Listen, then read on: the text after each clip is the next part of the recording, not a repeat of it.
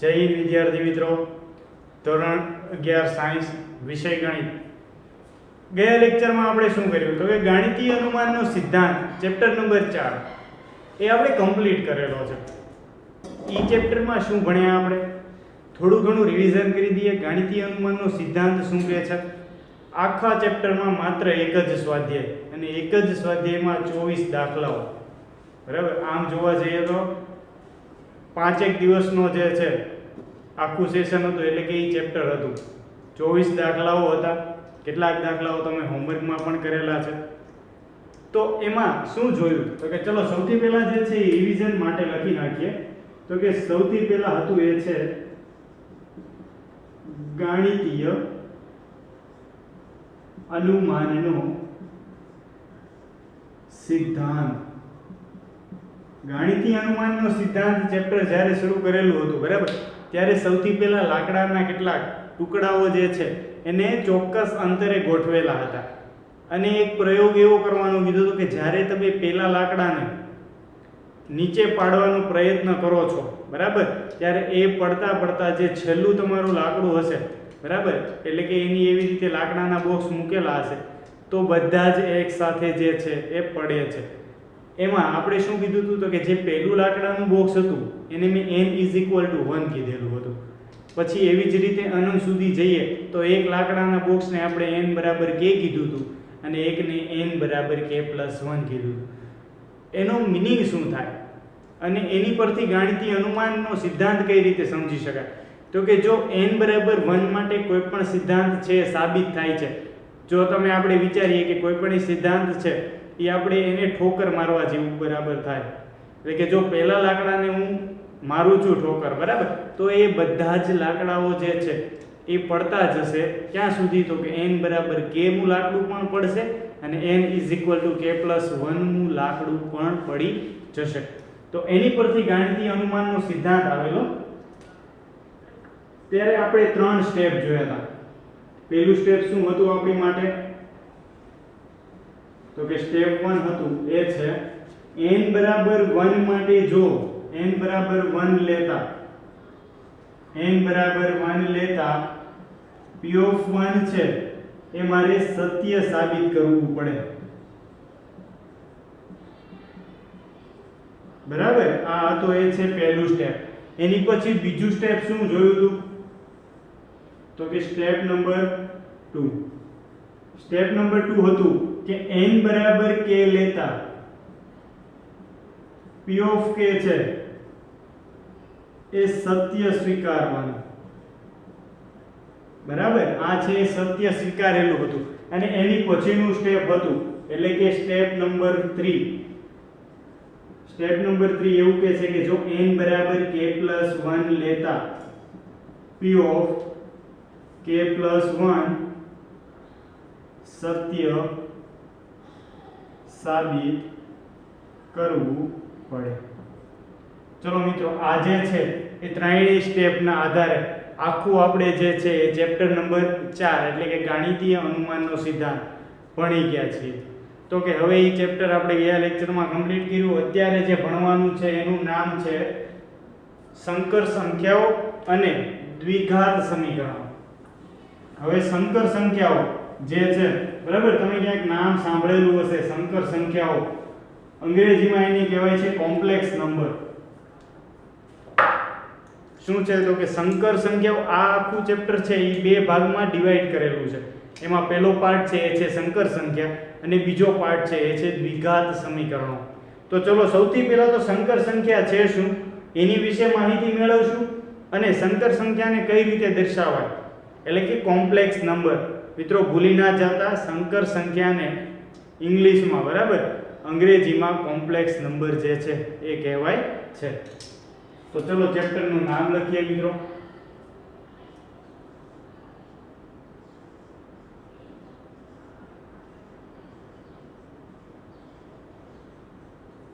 સંકર સંખ્યા અને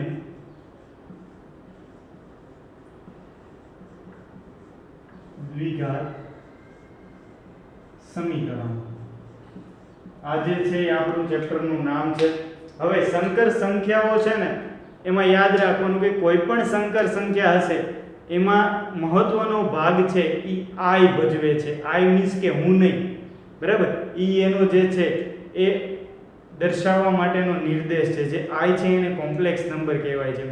આઈ વાળી કોઈ પણ સંખ્યા આવે, બરાબર. હવે તમને એમ થાય કે સૌથી પહેલા તો આ આઈ શું છે, તો કે સૌથી પહેલા આઈ જોવા માટે આપણે એની કિંમત એટલે કે આઈ ની છે, જો આ આઈ એની કિંમત જે છે ને એ તમારી પાસે √-1 હોય છે, જે તમારે યાદ રાખવાનું છે, બરાબર.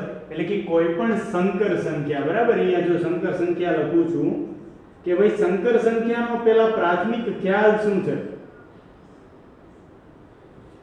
સંકર સંખ્યાને દર્શાવવામાં આવે છે આઈ વડે. તમને એમ થાય આઈ વાળી કઈ સંખ્યા હશે, તો એક સંખ્યા લખું છું, અહીંયા જુઓ a+ib. તો આ જે આખી સંખ્યા છે ને એને સંકર સંખ્યા કહેવાય, બરાબર. હવે એમાં એનો જે છે એ વિવિધ પ્રકારના જે પાર્ટ આવે છે એ પાર્ટ પછી જોઈએ. સૌથી પહેલા i √-1 i ની કિંમત છે, બરાબર. હવે તો કે બીજી કિંમત લખું છું, એ છે i². શું છે? i². i² એટલે -1 થાય છે, યાદ રાખવાનું. શું થાય છે?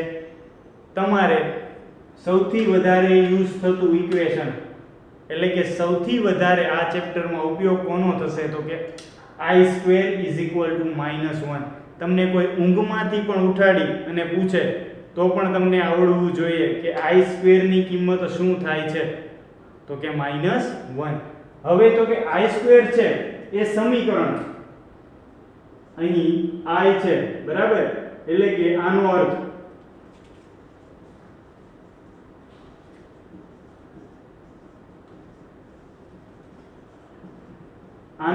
એ થાય છે મિત્રો i નો, બરાબર, કે ઈ એક સમીકરણ છે ને ઈ x² + 1 = 0 નો ઉકેલ છે.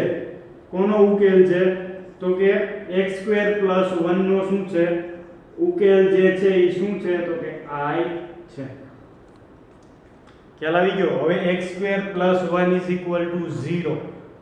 તમે આની કિંમત તમે મેળવો તો તમને ખ્યાલ આવે તો કે જો 1 છે એ ઓલી સાઈડ જાય શું થાય? માઈનસ. x આ સાઈડ વર્ગ છે, ઓલી સાઈડ જાય તો વર્ગમૂળ થાય. તો કે x √-1 આવી કિંમત. તો આ i જે છે એ x² + 1 = 0 નો શું થાય છે? ઉકેલ થાય છે.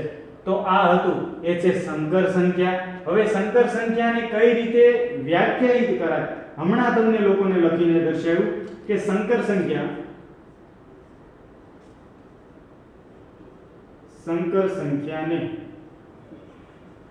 a+ib વડે વ્યાખ્યાયિત કરવામાં આવે છે.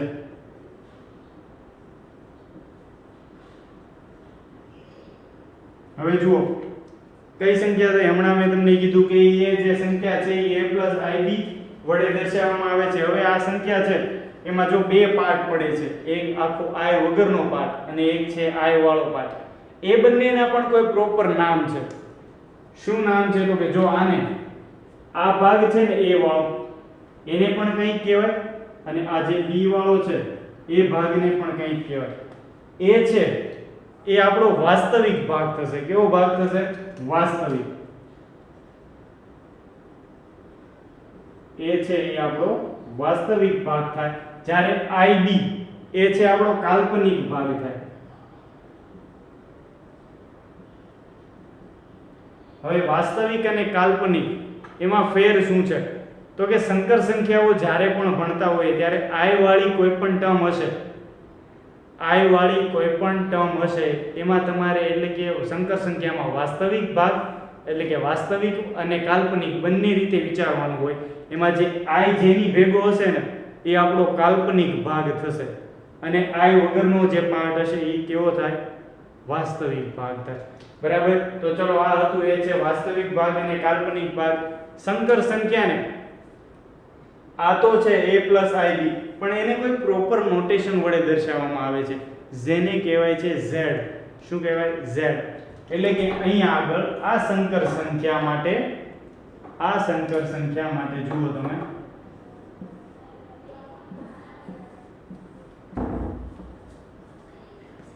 આ સંકર સંખ્યા એટલે કે z a ib માં z a ib માં આપણો a છે ને ઈ વાસ્તવિક ભાગ અને આ b છે એ આપણો કાલ્પનિક ભાગ થાય શું થાય કાલ્પનિક ભાગ અને z છે એ આપણી સંકર સંખ્યા દર્શાવે છે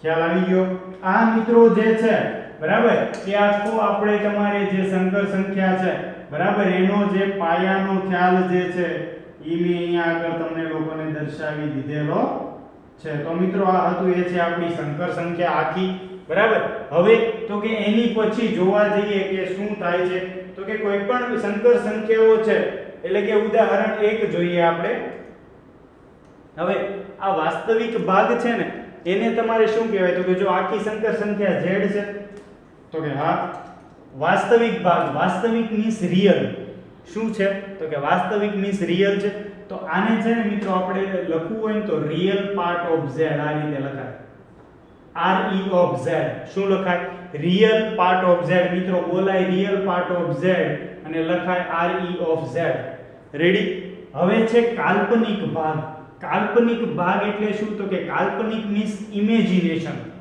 કલ્પના કરવી મીન્સ ઇમેજિન કરવું તો કાલ્પનિક એટલે તો કે ઇમેજિનરી પાર્ટ કેવો પાર્ટ કહેવાય ઇમેજિનરી પાર્ટ એટલે I am of z દર્શાવો શું લખાય I am of z ફરી વખત કહું છું વાસ્તવિક મીન્સ રિયલ કાલ્પનિક મીન્સ ઇમેજિનરી બરાબર એટલે કે રિયલ પાર્ટ ઓફ z અને ઇમેજિનરી પાર્ટ ઓફ z અને આ તો સંકર સંખ્યા છે એને આપણે શું કહેવાય તો કે કોમ્પ્લેક્સ નંબર રેડી તો આ હતું એ છે એના ગુજરાતી અને અંગ્રેજી બંને નામો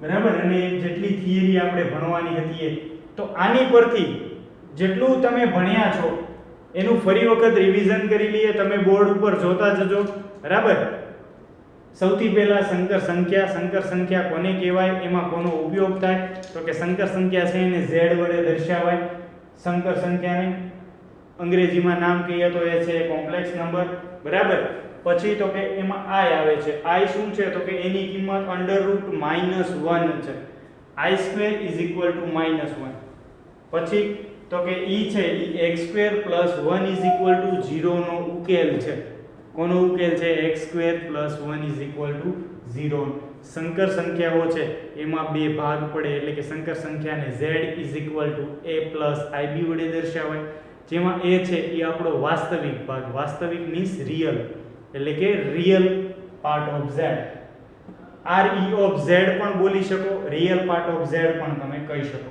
પછી આવે છે b i લખવાનો નહીં બરાબર કારણ કે i છે એ સંકર સંખ્યા તમને દર્શાવે છે કે આ ભાગ છે એ તમારો કાલ્પનિક ભાગ છે b છે એ શું છે તો કે કાલ્પનિક ભાગ છે કાલ્પનિક એટલે ઇમેજિનરી બરાબર તો કે ઇમેજિનરી પાર્ટ ઓફ z અથવા તો I am of z પણ તમે કહી શકો છો અને આ છે એ સંકર સંખ્યા z વડે દર્શાવો ચલો મિત્રો ઉદાહરણ મારે એક છે એ જોવું છે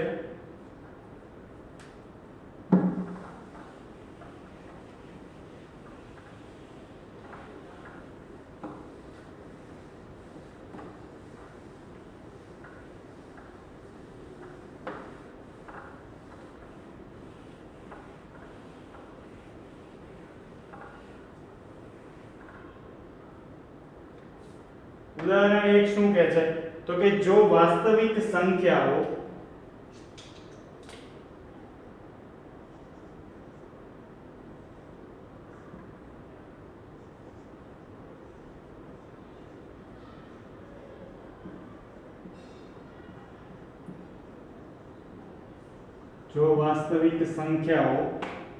x અને y માટે વાસ્તવિક સંખ્યાઓ x અને y માટે 4x plus I 3x minus y is equal to 3 plus I into minus 6. 4x plus I કાઉન્સમાં 3x minus y is equal to 3 plus I minus 6. તો x અને y ની કિંમત શોધો. ચલો સૌથી પહેલા તો છે એ આને કિંમત મેળવવાની છે. તો શું કરશું? તો કે જો આન્સરમાં લખીએ, આપણે વાત કરેલી હતી એમ કે સૌથી પહેલા આપણે ક્યાંય આગળ બહાર હોટલમાં જમવા જઈએ, બરાબર? સપોઝ આપણે પિઝા ખાવા જઈ રહ્યા છીએ અનલિમિટેડમાં, તો શું હોય તો કે પહેલા જે છે એ સ્ટાર્ટર આવે. તો આ જે છે એ આપણું શું થાય? સ્ટાર્ટર, બરાબર? મેઇન કોર્સ આપણે બાજુમાં રાખીશું. એટલે કે પછી અત્યારે જે આવે છે તમને ગણિતમાં પ્રેઝન્ટેશન કઈ રીતે કરવાનું એ કહેલું છે કે સૌથી પહેલા તમને રકમમાં જે આપી દીધેલું હોય ને એ પહેલા પીરસી દેવાનું કે ભાઈ મને તમે લોકોએ આ આપ્યું છે, અને એની પરથી તમને જે આવડે ને એ આપણા મેઇન કોર્સમાં પછી રાખવાનું, બરાબર? તો ચલો હવે સૌથી પહેલા તો મને જે આપ્યું છે એ લખું છું. તો કે જો 4x plus I 3x minus y is equal to 3 plus I into minus 6. હવે જુઓ તો મિત્રો વચ્ચે શું નિશાની છે? તો કે બરાબરની. આ a plus ib સ્વરૂપ છે? તો કે હા. આ પણ a plus ib સ્વરૂપે છે? તો કે હા. તો હવે જો વાસ્તવિક ભાગને સરખાવીશ, કાલ્પનિક ભાગને સરખાવીશ, તો અહીંયા આગળ એક નોટેશન લખું છું કે ઉપરોક્ત સમીકરણમાં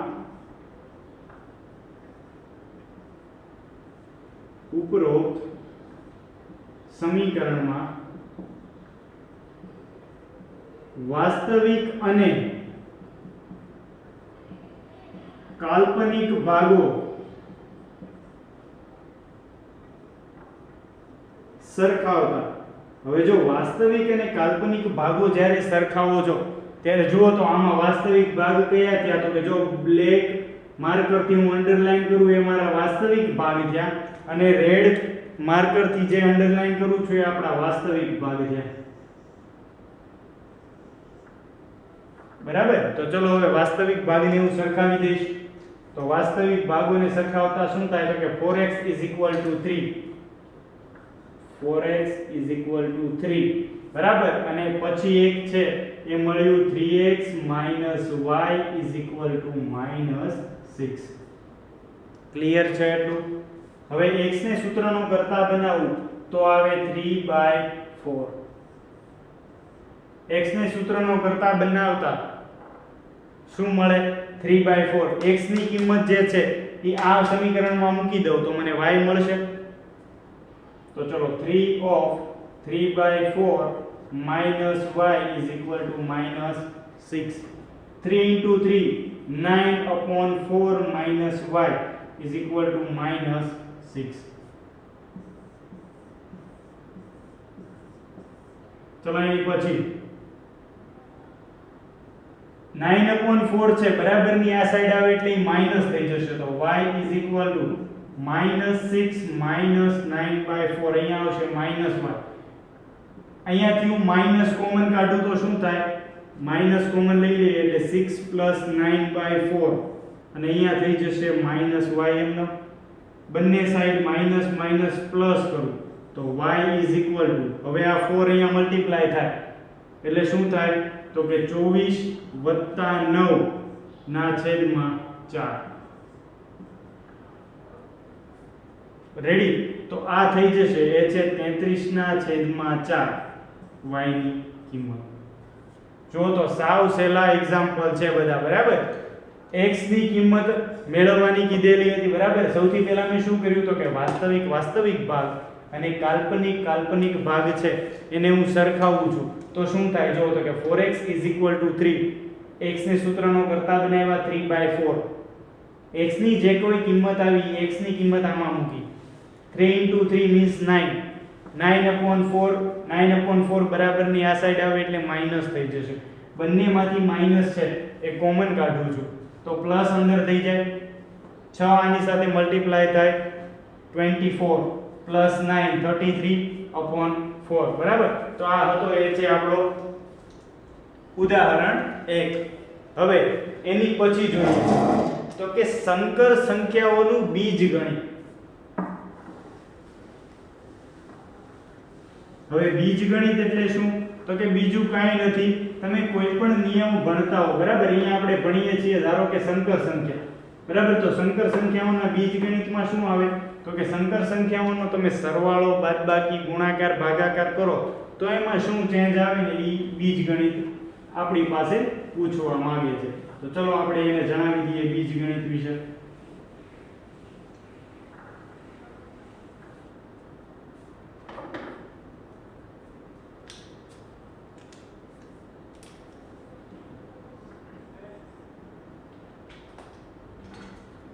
સંકર સંખ્યાઓનું બીજગણિત.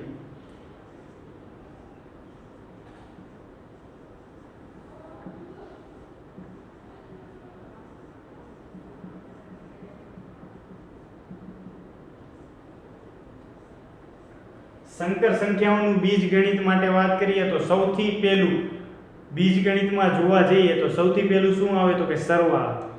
તો ચલો લખીએ કે બે સંકર સંખ્યાઓના સરવાળા માટેનો નિયમ શું છે? બે સંકર સંખ્યાઓનો સરવાળો.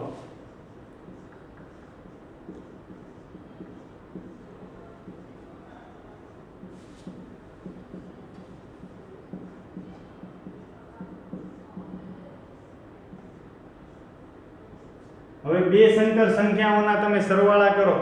બે સંકર સંખ્યા એટલે મારી પાસે બે સંકર સંખ્યા હોવી જોઈએ. તો કે એ તમને કોઈ પણ મળી શકે. Z1 A1 B1 લઈ લો અને Z2 A2 IB2 લઈ લો બરાબર. તો આ છે આપણી બે સંકર સંખ્યાઓ તમને મળી ગઈ છે. તો હવે બે સંકર સંખ્યાઓનો જ્યારે તમે સરવાળો કરો ત્યારે એમાં શું ચેન્જીસ આવે છે એ મારે આમાં જણાવવાનું છે. તો સૌથી પહેલો છે એ છે સંવૃત્તતાનો નિયમ. શું છે? તો કે સંવૃત્તતાનો નિયમ. ચલો સૌથી પહેલા જોઈએ તો કે Z1 A1 IB1 અને Z2 A2 IB2.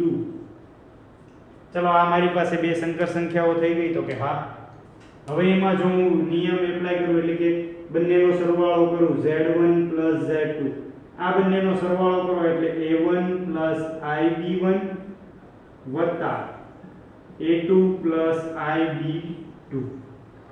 રેડી? વચ્ચે સરવાળાની નિશાની છે એટલે વાસ્તવિક સંખ્યાઓનો વાસ્તવિક સંખ્યા સાથે સરવાળો લખીએ.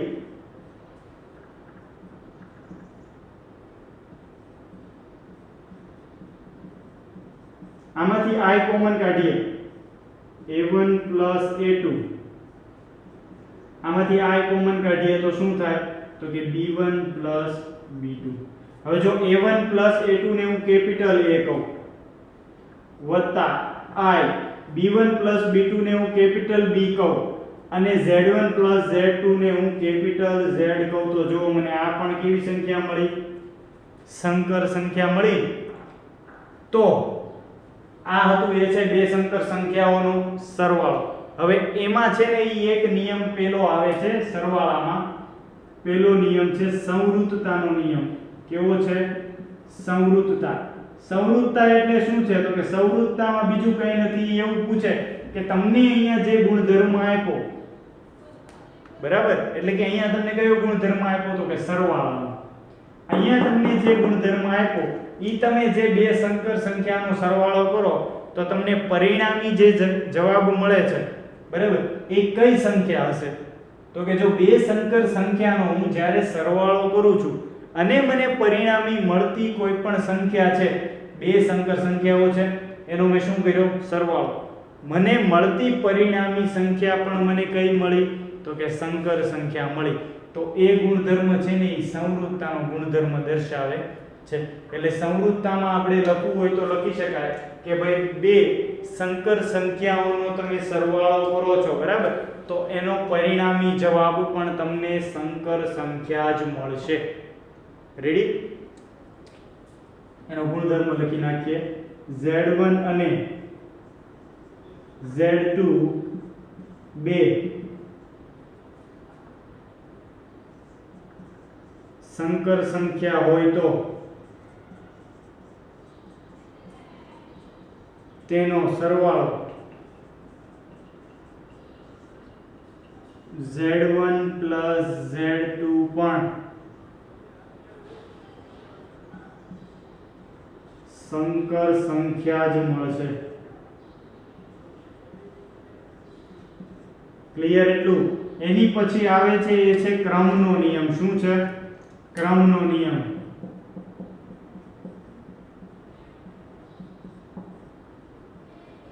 ક્રમનો નિયમ એવું દર્શાવે છે કે જ્યારે કોઈ પણ બે સંખ્યા એટલે કે Z1 વત્તા Z2 હોય તો એનું Z2 પ્લસ Z1 થઈ શકે છે। જો આ તમે સાબિત કરી શકો। કઈ રીતે? જો ઝડપથી હું અહીંયા આગળ સાબિત કરી નાખું કે ભાઈ A1 પ્લસ IB1 આ Z1 હોય વત્તા Z2 એટલે કે A2 પ્લસ IB2 એનો સરવાળો A1 plus A2 plus IB1 plus B2 ઉલટાવી નાખીએ એટલે કે A2 પ્લસ A1 વત્તા IB2 પ્લસ B1 તો આ મળ્યું એ છે A2 પ્લસ IB2 વત્તા A1 પ્લસ IB1 આ મળ્યું Z2 પ્લસ Z1। જો આખો ક્રમનો નિયમ મેં તમને સાબિત કરી દીધો ઝડપથી, બરાબર? કાંઈ છે નહીં, Z1 પ્લસ Z2 આખું જે છે એ ક્રમનો નિયમ તમને સાબિત કરી દીધો। A વત્તા B બરાબર B વત્તા A થાય તો એને ક્રમનો નિયમ કહેવાય એવું ભણી લીધું છે, બરાબર? તો આ એ છે। એની પછી આવે છે એ છે જૂથનો નિયમ। જૂથનો નિયમ સંકર સંખ્યા માટે।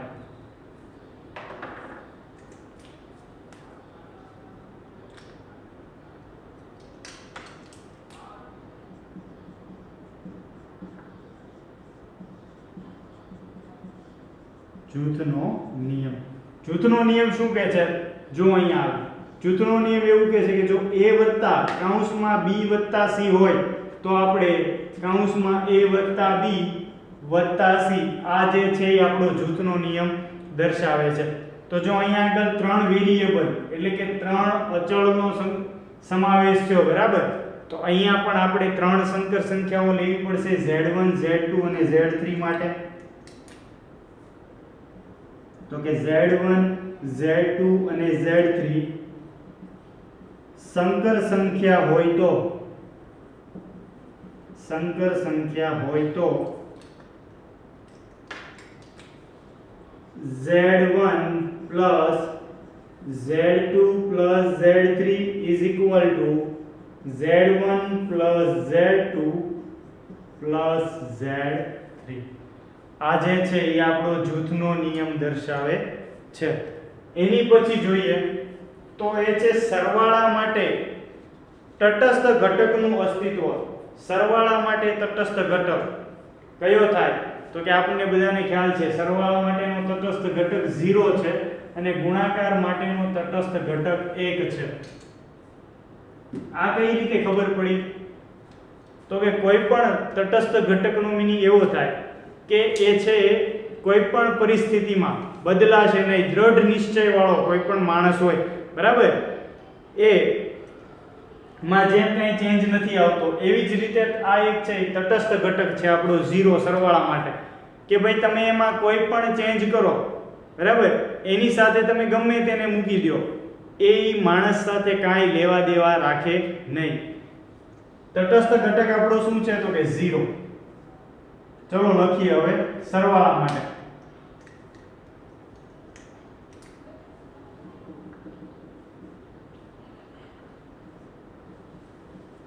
તટસ્થ ઘટકનું અસ્તિત્વ। તટસ્થ ઘટકનું અસ્તિત્વ એટલે કે કોઈ પણ Z1 સંકર સંખ્યાઓ લઈ લઉં, સંકર સંખ્યાઓ હું Z1 લઉં છું, બરાબર? એટલે કે Z1 + 0 બરાબર મને જો Z1 પોતે પાછી મળી, બરાબર? જો આ સંખ્યામાં એને કાંઈ ચેન્જ કરવા દીધો નહીં તો આ 0 છે એ સરવાળા માટેનો કેવો ઘટક થાય? તટસ્થ ઘટક થાય છે, બરાબર? એટલે કે સરવાળા માટેનો તટસ્થ ઘટક યાદ રાખવાનું 0 છે. હવે એની પછી છે સરવાળા માટેનો વ્યસ્ત ઘટક. સંવૃત્તાનો નિયમ પહેલો, પછી ક્રમનો નિયમ, જૂથનો નિયમ, તટસ્થ ઘટક અને હવે આવે છે વ્યસ્ત ઘટક. જો આ બધા જ નિયમો છે ને એ ગુણાકાર માટે પણ સાબિત કરવાના થશે.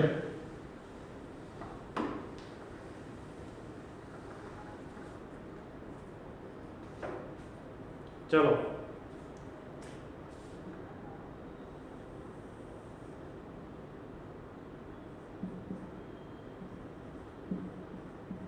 વ્યસ્ત ઘટકનું અસ્તિત્વ. વ્યસ્ત ઘટકનું અસ્તિત્વ હોય, બરાબર? વ્યસ્ત ઘટકનું અસ્તિત્વ મને કઈ રીતે મળે? તો કે કોઈ પણ સંખ્યા છે એનો તમે સરવાળો, અહીંયા આપણે કયો ગુણધર્મ ભણીએ છીએ તો કે સરવાળાવાળો, બરાબર? તો કે કોઈ પણ સંખ્યાનો સરવાળો તમે કોઈ પણ એવી સંખ્યા સાથે મળો કે કરો કે તમને જવાબ છે એ તટસ્થ ઘટક મળે. હવે આપણો તટસ્થ ઘટક કયો હતો? તો કે 0, બરાબર? 0 આપણું શું હતું? તો કે તટસ્થ ઘટક હતો. અહીંયા આગળ જો હું z લઉં, સંકર સંખ્યા, બરાબર? તો હવે એનો સરવાળો હું કઈ એવી સંખ્યા સાથે કરું કે મને જવાબ 0 મળે? તો કે મારી પાસે માત્ર એક જ ઓપ્શન છે કે જો હું એનો સરવાળો -z સાથે કરું તો જ મને જે છે એનો સરવાળો કેવો મળે? 0. તો જુઓ તો આ ઓછે વત્તે ઓછા -z બરાબર 0 મળી ગયું, બરાબર? તો આ જે છે એ મારો કેવો ઘટક થયો? તો કે વ્યસ્ત ઘટકનું અસ્તિત્વ કયું છે? તો કે -z. સરવાળા માટેનું વ્યસ્ત ઘટક કયો મળે મને? -z. હવે એવી જ રીતે જે છે એ બે સંકર સંખ્યાઓનો તફાવત એટલે કે બાદબાકી, એમાં આ બધા જ નિયમો છે એ આના આ જ આવશે, બરાબર?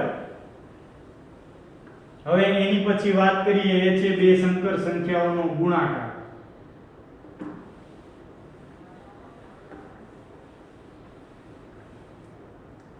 ચલો બે સંકર સંખ્યાઓનો ગુણાકાર.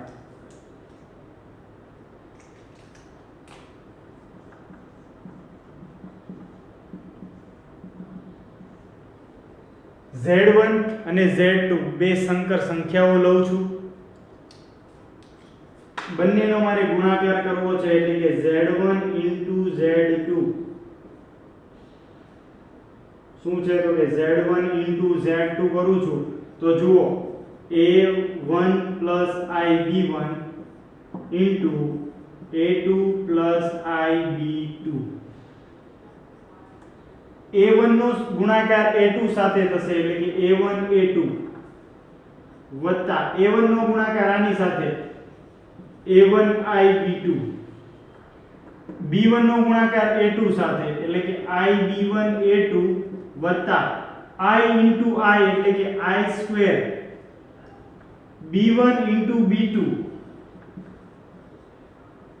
ચલો આનું શું થાય? તો કે A1 A2 વત્તા જો આ બંનેમાંથી હું I કોમન લઈ લઉં તો થાય A1 B2 વત્તા B1 A2 વત્તા I2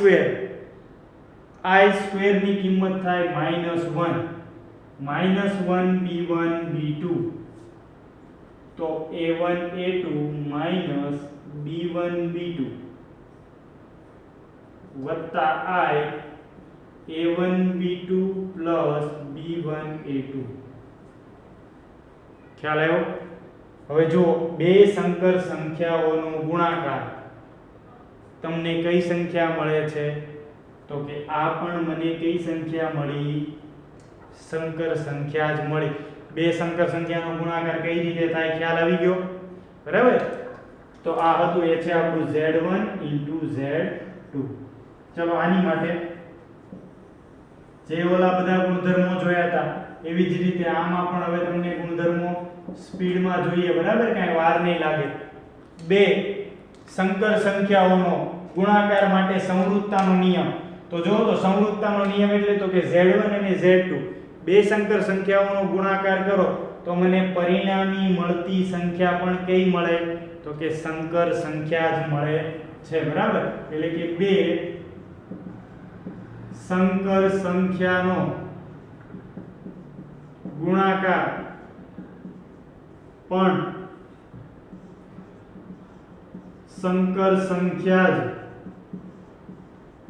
મળે છે. ચલો, આ તો એ છે સંવૃત્તાનો નિયમ, બરાબર. એની પછી છે એ છે ક્રમનો નિયમ.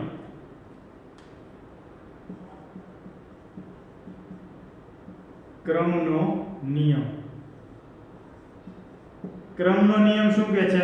તો કે Z1 * Z2 હોય તો Z2 * Z1 થાય. આ હતો એ છે ક્રમનો નિયમ. એની પછી છે એ છે જૂથનો નિયમ.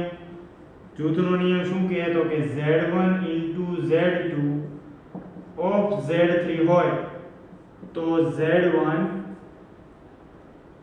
of Z2 * Z3 થાય. આ છે એ છે જૂથનો નિયમ. એની પછી છે તટસ્થ ઘટક.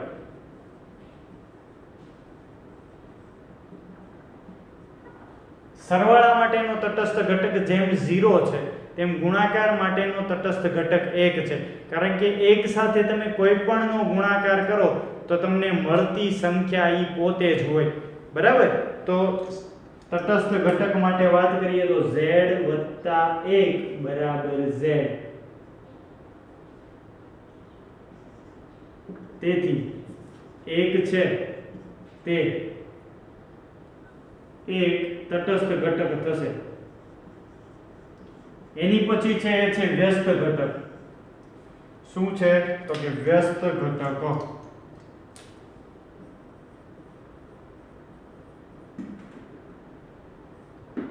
વ્યસ્ત ઘટક શું કહે છે? તો કે કોઈ પણ બે સંકર સંખ્યા છે એનો ગુણાકાર કરો ને તો તમને જવાબ તટસ્થ ઘટક મળવો જોઈએ એવો મારે બીજી કોઈ સંખ્યા એટલે કે વ્યસ્ત ઘટક મેળવવા માટે વાત કરવી પડે.